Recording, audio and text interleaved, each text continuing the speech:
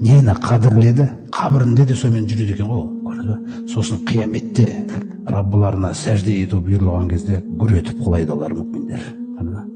Ал енді біреулер құлай саламыз ғой бізде деп тұрған кезде омыртқа істемейді. Ол күні істемейді. Ол күні пайда жоқ дейді Алла Тағала.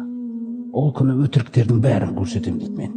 Міне, яума тубля сарайру, көкіректегі бүкіл сырларды ашып жіберемін дейді. Міне, көрдіңіз ба?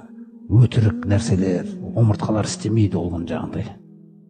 Ол күні тек Алла қалаған нәрсе ғана істейді.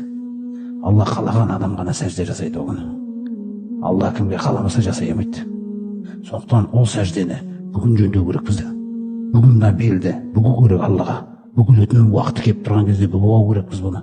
Қаншама ракағат сәжделер жасап шамамыз келгенше нәпілдер жасап. Ертең кеш болады ол.